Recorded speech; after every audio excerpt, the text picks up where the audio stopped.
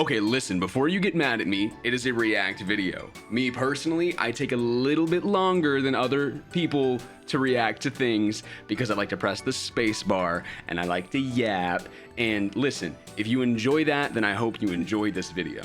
And if you do, be sure to check out my Twitter. Bing, bing, bing, bing. I saw this on TikTok. The guy uploaded like a 2-minute version, but I want you guys to understand right now, this guy right here, this engineer, excessive overkill. I don't know when. I can't say when. I cannot guarantee anything. But I know for certain that this man will not die of natural causes. I suspect that he will be very, very successful and he will make a lot of friends and make a lot of money and sell a lot of designs. But I want you to know that I don't think this man is going to die of natural causes because of what he has engineered.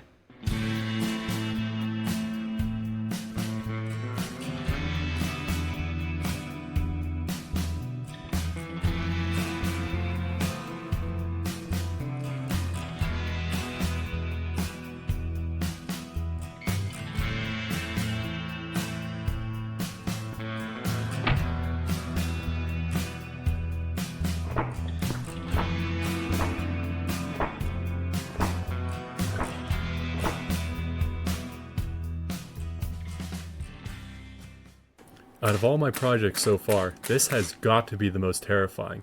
It's just so cold and calculating. I feel like it's just waiting to shoot my eye out. For those of you who saw the aimbot V1 video and are wondering what happened to V2, I'll get to that in a moment. But for those... Somewhere in my home is a Bluetooth device that is connected to my phone that's playing this stream. Can you help me find it? I'm over here! I'm over here! Hey! Hey! Hey! Hey! Hey! Hey! I'm over here. Right here. Come find me. Did you find your speaker? Because you're definitely going to want to find it now. Those of you who haven't seen V1 yet, it was not great. The goal is to create real-life aim assist, so all I need to do is aim vaguely in the direction of a target, and it'll handle the rest. Version 1 did this with a very small custom barrel and small stepper motors to aim, along with a 3D depth camera on top to detect the targets, but there were tons of issues with this. Version 2 was supposed to be the solution to these issues, but it actually never came fully into existence. Due to version 1 looking exceptionally bland, I had my sister draw some much more artistic designs, which led to this crazy thing. I also switched to this weird setup for driving the barrel super fast with way more... Now here's the thing. Military engineers, they are usually outsourced from private companies that scoop up genius engineers with innovative ideas. Engineers working in the field for decades are there to work on the equipment that exists, right? Young, bright engineers are inventing new shit that they want to bring in and implement. Like, oh my god, so we already have a gun that actually can fire bullets out of, like, at any angle, but it's manual. Can we put your little target tracking system on there, kid? We'll pay you $100 million. All you have to do is never say a word. And this kid's like, I was only gonna ask for $1 million, yes. Powerful Holy motors. shit.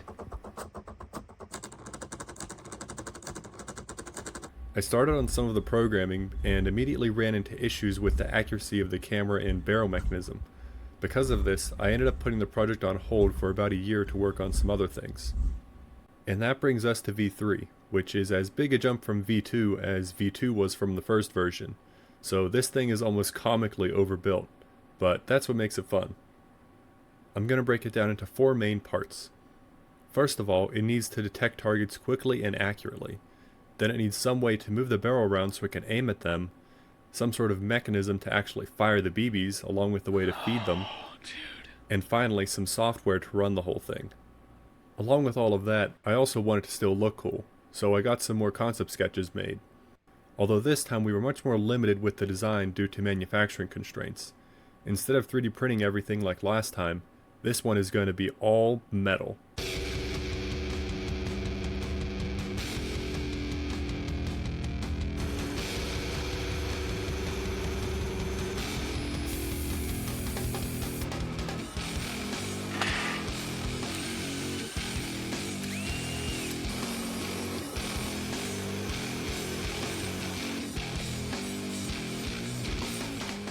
Well, I'm So sure that he went explains surprisingly that, well. Bert. Normally I have to remachine or redesign a few parts, but amazingly all of these came out pretty well. Wow. Now that you have something to look at, I can go over why I designed it this way.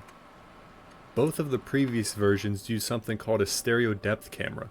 It gave a 3D view of everything it could see, meaning the value of each pixel represented the distance to that point.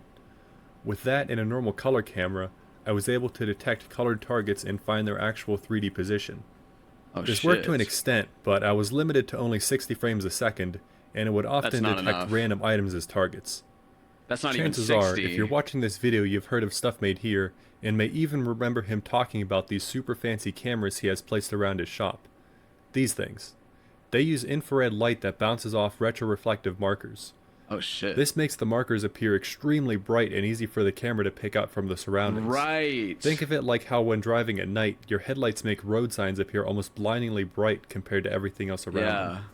Sadly, I don't have an OptiTrack system, nor the money to buy one, reflection. but I am crazy enough to try to make my own. All I need to do is slap some lights around some cameras, and I should be good to go. These are the cameras I picked out, or more specifically, these. They are These are the cameras I picked. You're still cucking yourself to 60 FPS, but it'll actually probably be 60 FPS instead of like that camera that he said was 60. Try 7. Picked out, or more specifically, these. They are industrial grade black and white cameras and are super cool. At the full resolution, they're limited to only 60 FPS, but if I lower the resolution, the frame rate goes up. I can keep lowering it to get faster and faster speeds, but eventually there's just not enough pixels left for it to be useful. And are super. It makes me want to claw my fucking face off when I see something like this, dude. It makes me want to delete my fucking, like, but it's fine. It's fine, right? They were used. They're pre-owned. It's the dust on the sensor. There's dust on the sensor. There's dust. This is a fleck of dust. There's dust here. There's dust here. There's dust on the sensor. And that's just killing me, but it's fine. It's just like, how do you get dust off the sensor? Is the sensor exposed? Yeah, I mean, in a lot of cameras, the sensor is exposed whenever you remove the lens or the cap or the safety or like the cover or whatever. Super cool. At the full resolution, they're limited to only 60 FPS, but if I lower the resolution, the frame rate goes up. I can keep lowering it to get faster and faster speeds, but eventually there's just not enough pixels left for it to be useful. I can also reduce how much of the camera sensor is actually used, which is called the region of interest. Yes. I can set a size smaller than the full sensor and only read out a small portion of the total pixels, further increasing the frame rate. Yes. The downside is I now only see a small part of the entire image, so if the target moves even a tiny bit, it may not see it anymore. Luckily, the cameras allow you to move the active area in real time, so I can essentially move it around to track the marker at much faster frame rates than reading out the whole sensor each frame. And then use something predictive to make it These cameras coupled with some zoom lenses should give really accurate positioning of targets, even at longer distances. For the lights to illuminate the reflectors, I wasn't quite sure how... And because he has 400 frames per second of data, there is no shot that the object, unless it's moving 1,000 miles an hour, slips outside of that box far enough for it to lose tracking. Once it has it, it'll keep it. Bright they actually needed to be, unless so once again they're just way up. overkill. I made these custom circuit boards to run a whole 15 watt of infrared LEDs on each side. I even added water cooling to the back layer to keep everything cool, but also lightweight. I even added water cooling to the back layer to keep everything cool, but also lightweight. Where's the water cooling at? What am I missing? Is there like a contact plate? Because they're infrared, they're not visible to this camera and are only a very dull red to the eye, but my phone can see them somewhat. For all of this to work, it does require that the target is retroreflective. All I need to do is stick some of this reflective tape to something, and it should hopefully detect it. With the cameras and lights installed, we can now look at aimbot's perspective. Once the lights are switched on, it makes the reflector appear way brighter than everything else. When I properly adjust the exposure, the rest of the image is almost completely black. This will make it super easy for the software to detect the targets. So now that I have a really good way of detecting targets, I need a really good way to aim at them. Both of the previous versions had major issues with accuracy, meaning even though it thought it was aiming directly at the target, it was actually pointing a few inches away. This is due to all the imperfections in basically anything in between the camera and barrel. Any small angles or misalignments directly translate into aiming at the wrong spot. To fix this, I decided, why not just put the cameras right next to the barrel and move everything as one piece? That way there can't be any movement between them.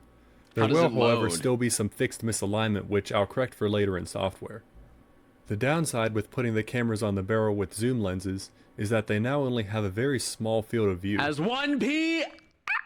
This is fine if the target is within it, since it gives much better accuracy, but if the target is out of range, then it has no way to know where to move.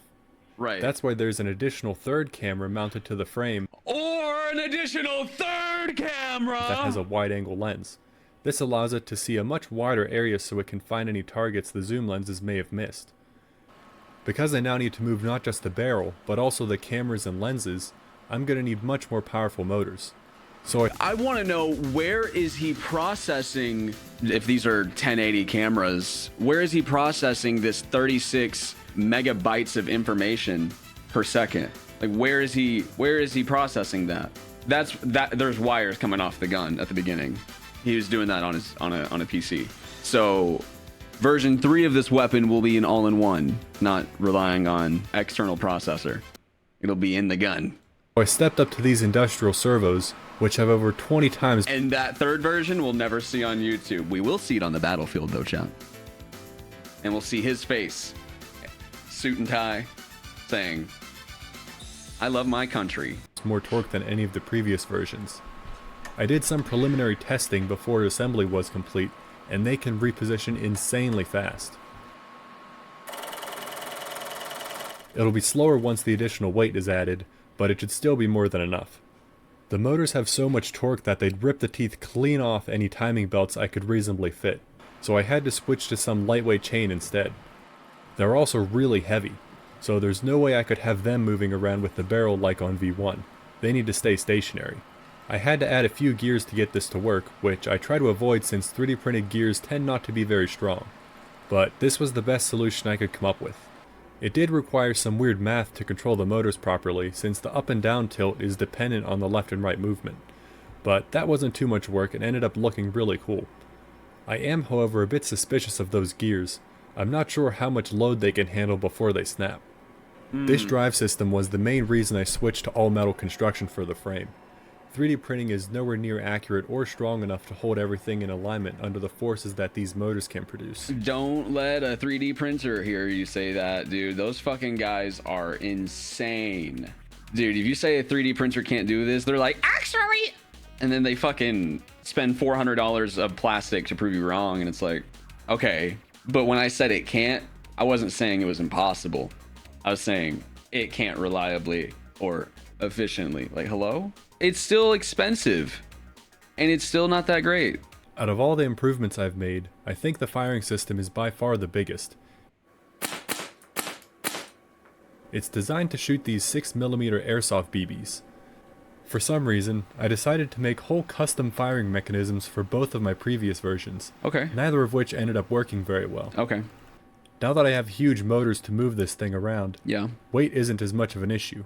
So I made the smarter choice and just bought off-the-shelf airsoft How parts. much torque do those motors Here's have? the key part. It moves this nozzle in and out to load a BB into the chamber, then sends out a puff of air to fire. Remarkably, it somehow costs more than one of those industrial servo motors. What can possibly be that expensive in there? Oh, and it's What? oh. What? Like what? You say, oh, like I'm supposed to see a multi-chamber gas pump. Thank you, Cooked Artichoke. Very intricate part that had very intricate machining, incredibly fine machining, incredibly expensive machining. Be that expensive in there? Oh. Multi-chamber gas This blue pump. part is called the hop-up chamber, and it's where That's the kind of shit that when you're doing those dumbass engineering diagrams in college, that knowledge actually gets applied to, yeah? When you're like learning about hydraulics and pressure differentials. Which chamber would fill up with water first? And then if you get one wrong, you could never be an engineering major. Like, oh man, your autism's not strong enough. It's like honestly getting autism screened to become a Jedi, kind of, you know? Like they're scanning for your midichlorians, like, no, weak. BBs are fed in. There's a tiny adjustable piece of rubber in it that actually puts backspin on the BBs when they're fired. This makes them appear to defy gravity by flying in a straight line, or even curving upwards what? due to... That fucking gas thing applies a spin? See, that's why it cost a bunch of fucking money. That little tiny thing makes the air spin when it gets pushed. See? Yeah. That's why that shit costs money. And it probably does it with no turbulence. That's probably why, yeah. Crazy aerodynamic stuff that's outside the scope of this video. Alright. Getting the BBs to this thing is a whole other issue. I don't want to just stick a full magazine onto the moving parts and have it hanging off, since it'll use up a ton of space and weight. I need some way to feed BBs from the stationary part all the way up through the moving parts. Why do I feel like airsoft guys know more about guns than gun guys? Into the firing chamber.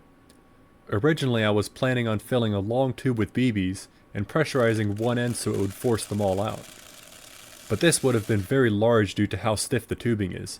And also, the last thing I want to be doing is loading individual BBs manually into the end of a tube. I want to be able to just dump a whole bunch in at once, so instead I need to make some sort of hopper that can automatically feed BBs into a shorter tube.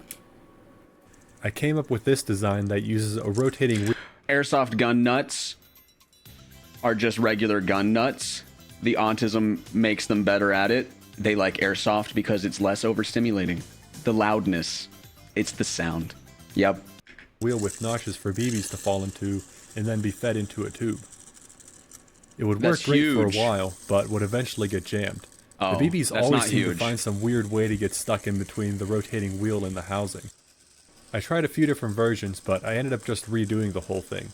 It took some very careful planning to make sure there was nowhere for the BBs to get caught. Well, I mean, also in your real use case, that might not be an issue. You have, I mean, right? Like, in your use case, you're going to be moving it around. Is that more likely to make it jam, or less likely, or is it more likely to unjam it when it starts getting jammed? You know, like it's going to be moving around, it's going to be vibrating because of the motors and shit. I really want to know. I can't wait until he fires it here in a little bit. I want to know how much torque those motors have when they actuate. I want to know if it yanks the gun around in his hands. You know, geometry to fix the like jamming issues, if they turn fast, it was all worth it, that would make you go, this "Ooh, version has been 100% reliable so far. Not even the slightest issue." cool." Next question is getting the BBs from the feeder all the way up to the chamber. No tubing I could get. Like, see, this is the kind of shit that I think of when I think of like 3D printing. All these fucking, I don't know what the technical term is, but like all the obvious lines from the printing process. Like, this is what I think of, and this is why I think it's not the grooves. Yeah, I mean, it's the actual filament. Like, the density of it is really low. Like, the actual density of the lines is really low, so you don't end up with a smooth surface at all. You end up with a grooved, staggered surface, like almost steps, because it's so Next question is getting the BBs thin. from the feeder all the way up to the chamber. No tubing I could get was flexible enough to bend everywhere it needed to, and also hold its shape enough that the BBs could still. I don't know what he's crazy I came up with using for. spring wire He's to make just essentially really long springs that the BBs could go through. the gap in the I spring. started making a few test runs when, lo and behold, turns out McMaster just sells them for $6. Oh, Not only are these really fun to play with, Oh. they're the perfect size for feeding BBs. But that's not all that's going on here. I didn't choose them only. is there a way to sand down 3D printed stuff just like generally? Yes, with a sander. A sander or a Dremel. A Dremel is like it looks like a pen, but the tip of it looks like a wiener, and it's actually a sandpaper like pen tip, and it spins. I love a good Dremel. If you guys can find me a good Dremel video where someone's just dremeling some shit, I'm gonna Dremel. I'm about to Dremel my pants, dude. I can't help it. To be flexible tubes. When the spring is overfilled, it stretches lengthwise and provides a small buffer for the firing mechanism. To prevent too many BBs being fed into the spring, there's a thin wire that runs through the inside and is attached to it at the end. When the spring is stretched, it pulls on the wire and triggers this switch which shuts off the feeder. Here it is all assembled. I was worried it might not be able to feed fast enough, but that ended up not being a problem. Dremel is a brand. Thank you, Mods Vortex. So what is the tool called? If this isn't proof that using pre-optimized off-the-shelf parts in your projects is a good idea, then I don't know what is.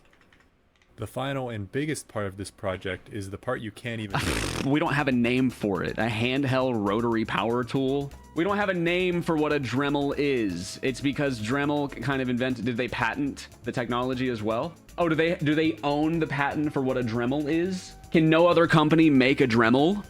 So another company could make a handheld rotary power tool, but that's not easy to market because everyone just knows that it's called a Dremel. Damn. Cornered. Fuck, dude. Corner me like the market, big boy. Shit. And see. Damn. Software. The overall system works like this. One of the cameras is set to run at a specific frame rate. It outputs a signal to the other cameras that tell them to capture a frame and also turn on the infrared lights. They are all linked together like this since it is absolutely critical that the frames are captured at exactly the same time. Otherwise, the calculations to figure out where the target is won't work correctly. The pictures from the cameras are sent back but to an the angle PC, grinder isn't a which handheld does tool. the heavy lifting to figure out where to move the barrel. It then sends that information back to the controller which runs the motors and fires a BB when the timing's perfect. Oh, but an angle grinder is an angle grinder, brother. Like, this is a two-handed fucking weapon of destruction. This is a Widowmaker, this fucking thing. The plate cracks while you're working on this, and those those plastic safety glasses are getting buried with you.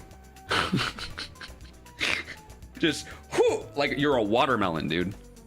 Those videos of guys being like, there's no way, and they're like, part of the angle grinder is just hanging out of their glasses like a millimeter from their eye. Bullshit. I've always just thought it was called a Dremel. I did not know Dremel was a brand. I didn't know there was a Kleenex. To start, I need to calibrate everything so the software knows exactly where everything is positioned. Most of this is handled by holding a checkerboard up in front of the cameras. The calibration program is able to detect the corners in the checkerboard. So is this an optical illusion because of the frame rate? In front of the cameras. It looks like these are moving. The calibration program is able to detect the corners in the checkerboard. No, you didn't change the tone of the stream. Don't trip. Stuff like lens distortion and nothing happened, and it's not serious.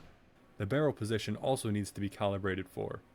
To do this, I got a laser bore sight which goes inside of the barrel and shines a dot at the exact spot where a BB would hit. Huge. This way the cameras can detect that dot and use it to account for any slight misalignment of the barrel.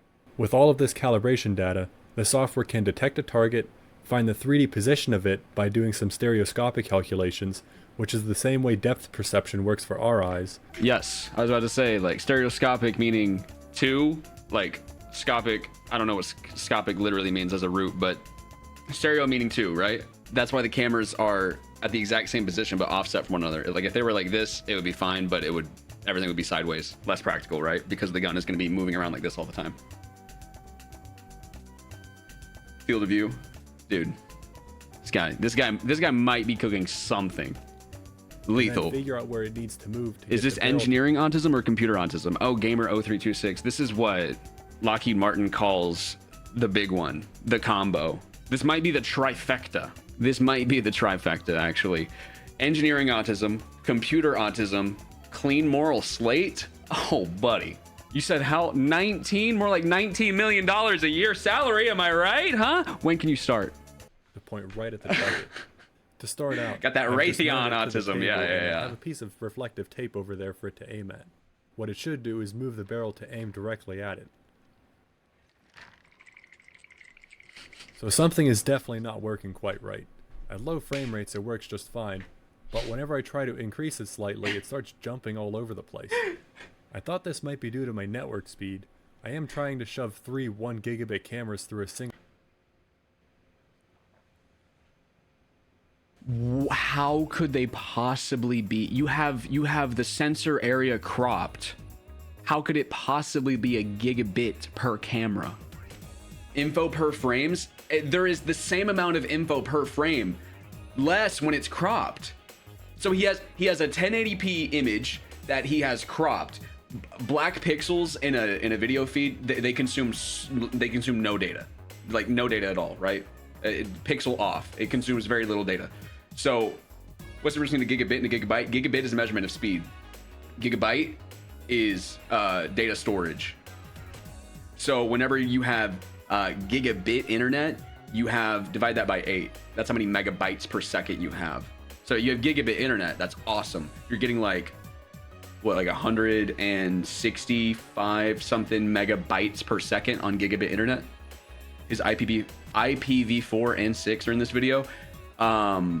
Is there a % sign in his MAC address? What? This is a VM. This is a trash PC. He's reset this PC 3 times this week. This thing, hey, he had to rebuild the fucking restart button today for some reason. And fix the frames being dropped, but for some reason that still didn't Remember, fix the oscillation bits is speed, bytes is storage. issue.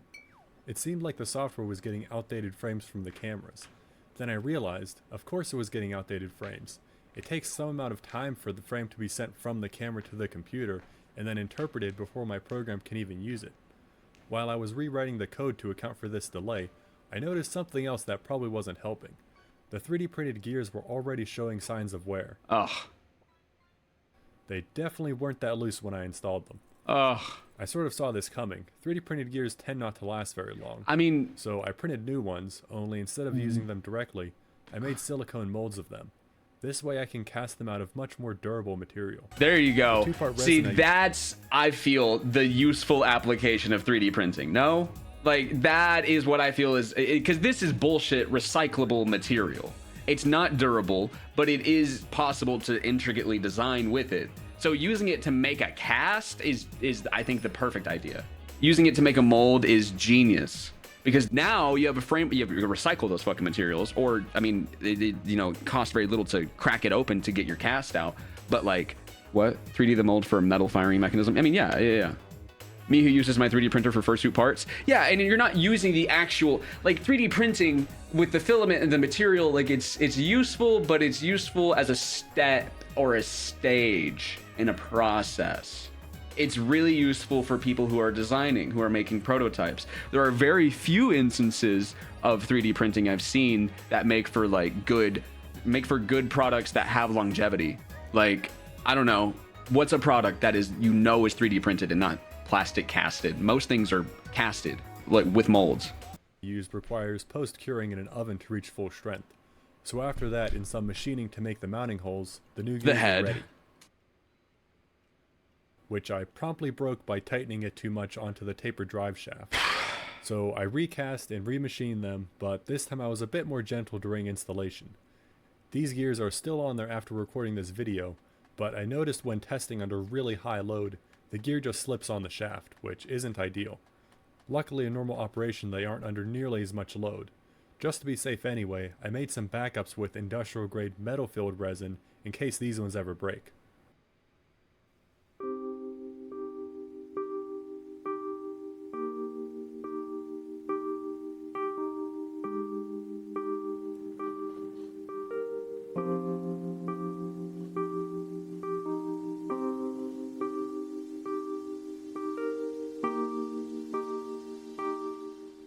Oh yeah, watching it finally track something smoothly is really satisfying. Holy shit. Next I want to try handling multiple targets.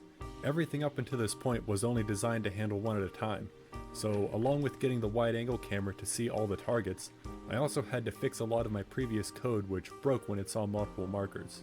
Once all of the targets are detected, I need to find the shortest path to move between them so it can shoot all of them as fast as possible. Then it automatically cycles between all of the detected targets each time I pull the trigger.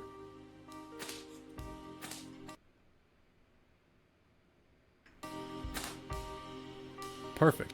Now what if I want to track moving targets? I began with targets moving in a circular pattern. It starts off in the default mode of just trying to aim at the marker. As the target rotates around, the software collects a bunch of points, orients them so they appear flat, and then does its best to find a circle that matches up with the points. It tends to be a bit jumpy when first starting since the points aren't very spread out, but once they are, it's able to very accurately estimate the actual target path even though the points aren't exact. The goal here is to aim ahead of where the target currently is to where it currently isn't. It knows this because it knows where it isn't. This is based on how long it takes to fire and how long it will take the BB to reach the target. Right. As you can imagine, this requires an awful lot of processing. I started testing this mode, but it was nowhere near fast enough. After a week or so of optimizing, testing, and rewriting the code about 4 times, I finally have a working solution. My old code was taking the new location of a target, calculating the new estimated path, then sending that new position to the motors. But that path estimation part was taking way too much time. What I came up with is a queue-based system that allows for multi-threading. Every time the cameras capture a new target location, it's added to a queue. Then there's a bunch of other processes running that take from that queue, run the path solving program, then give the results back to the main program to use to aim the barrel. This allows the software to use much more of the available processor since it's using multiple cores. I don't understand how that's more efficient. So what exactly did he do other than just use more processing cores? Is that all he did? He just made it, instead of being Minecraft, he made it Minecraft Bedrock. Is that what is that what I'm understanding here? Minecraft Java, Minecraft Bedrock, Minecraft Java, Minecraft Bedrock. Is that what I'm understanding? I think I got it. It's added to a queue. Right? You can do more with more limbs, with more Then sectors. There's a bunch of other processes running that take from that queue, run the path solving program, then give the results back to the main program to use to aim the barrel. This allows the software to use much more of the available processor since it's using multiple cores. I don't know if this visualization is helping me understand though. So the bottleneck was in the path estimation being a single thread process. You were able to process really quick. You were able to like send the image to the process really quickly, but you were doing one process. So now you're doing multiple processes. There's probably a better, I'm sorry, I'm getting hung. I love a visualization, but this isn't a good visualization because the queue should start spitting out like a fuck ton right here, but whatever. Because the queue was able to process faster. Holy shit, are you joking? After 5,000 lines of code and way too much Mountain Dew, it's finally complete. Weighing in at Oh my god. This gun was built on Mountain Dew. 0.0% water. 22 pounds, half a horsepower of targeting motors, and a maximum fire rate of over 40 rounds a second. This thing is absolutely insane. The marker detection worked out so much better than I imagined. It actually works a little too well. Since it detects targets based on them being very bright, it also has this little habit of targeting on reflections, such as camera lenses. Or even worse, my glasses or even my— Dude, I literally feel like I'm playing Portal or Gmod. Just the way that it fixated on me. eyes.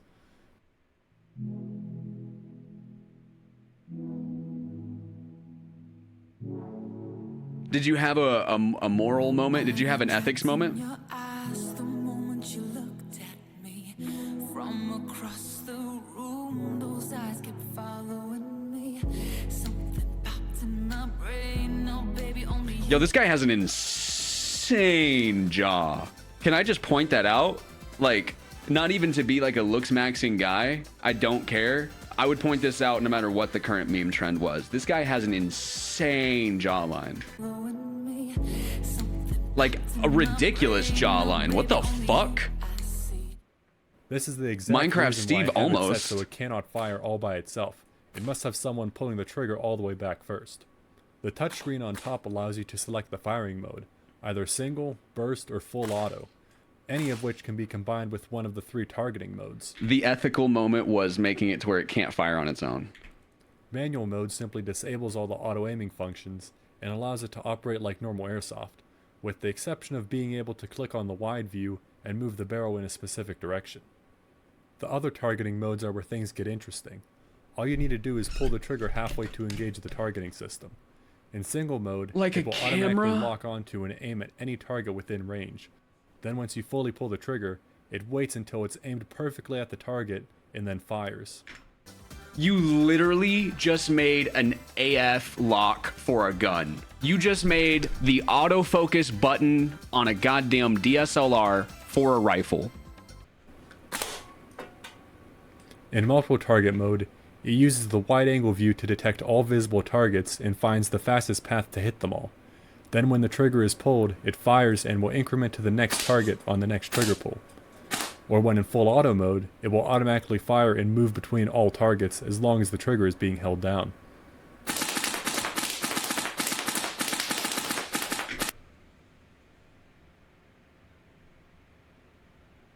When in full auto mode, it will automatically fire and move between all targets as long as the trigger is being held down.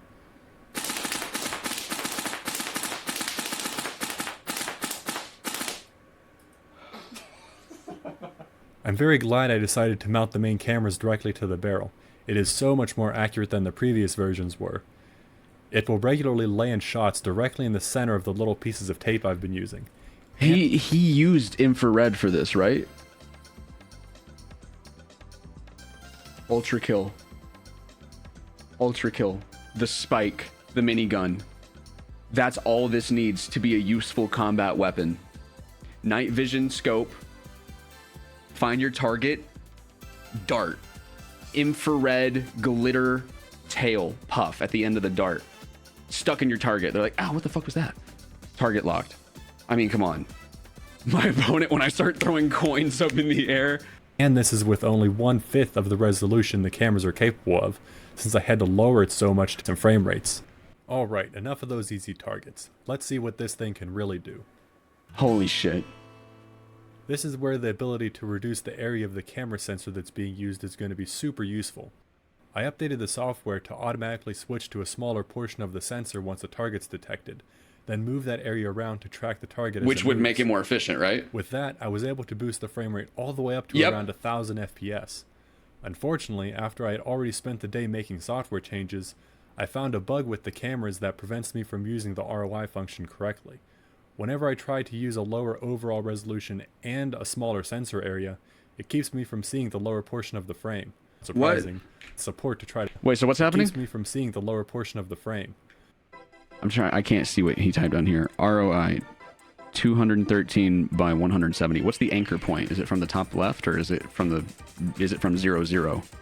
There's no 0 0. ROI offset 107 by 172. What is the like from where? What's the anchor point? I don't understand. It's a 1280 by 1024 image. If the top left of the box is right here, is this? This is not 107 pixels from the edge of the screen. This is like 400 pixels from the edge of the screen. I'm lost. Oh, decimation 3x3, I guess. What does that mean? Compression, like turning down the pixels? The box is decimation 1x1. ROI, 640 pixels by 512 pixels. That is actually what this is.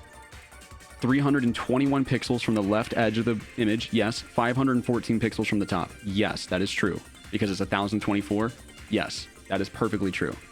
So anytime he sets all Y set to maximum.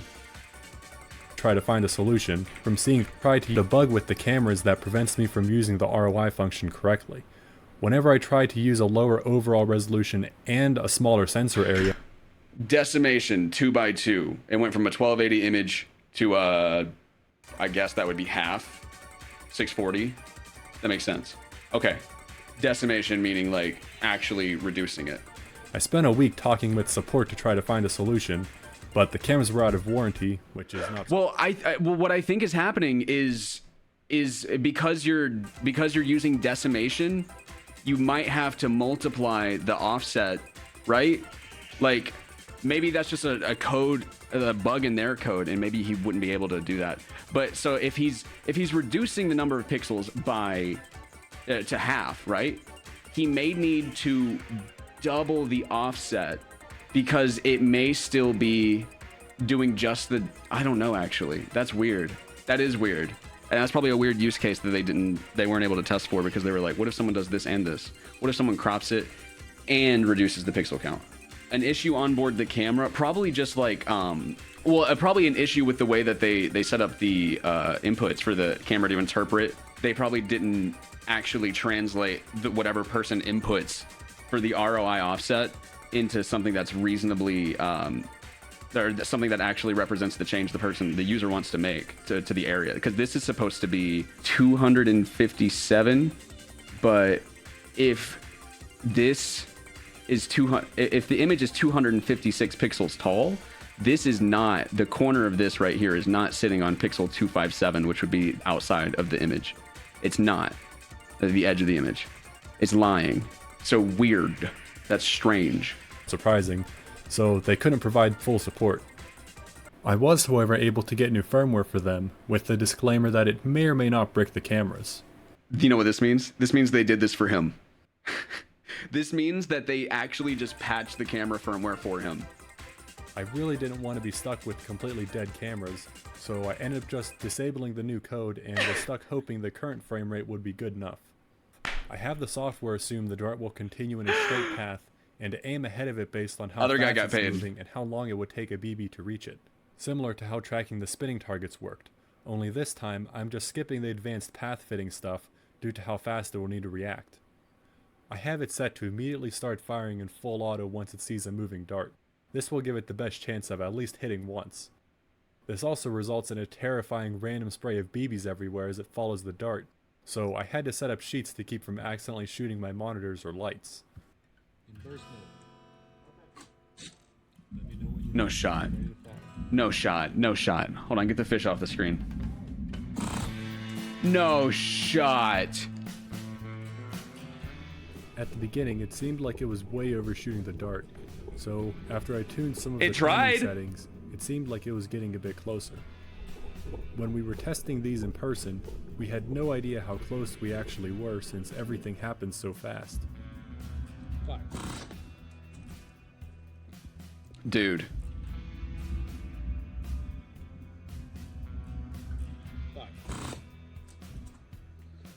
They keep making it through. You got crappy defenses.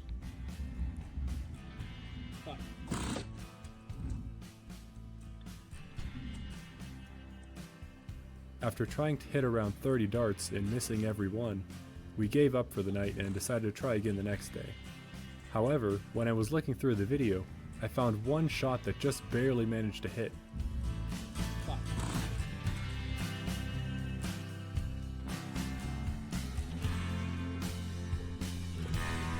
Oh. The next day of testing, it was able to hit a few more. Thank God this Not exactly technology is reliably, going to though. defend democracy and ensure world peace. Oh, this technology will spread democracy, brother. It has probably only a 5% success rate at best. A small moving target. Aiming for the middle of a small moving target, version 3 will knock it out of the park. Aiming for the middle of a decent sized moving target, that's a whole nother I'm story. amazed it managed even that though. The timing needs to be so absolutely perfect for it to hit, and this thing still has a lot of underlying issues that start to show when I push its limits. Eventually there will probably be a V4 This is with version those 3? issues Oh, solved, version 4, version but 4, version I'm 4, so version 4, tired of version picking 4. up BBs and staring at this code, so that'll be a long time away. Dude, If you thought that this must thing feel was so cool, badass. then consider joining the Discord or Patreon That must if feel you'd like so to discuss or badass. support the channel. There's even a live stream where you can control one of my industrial robots with Discord chats. That's cool. Thanks for watching. Want to move your head? No. You're gonna get shot. Okay.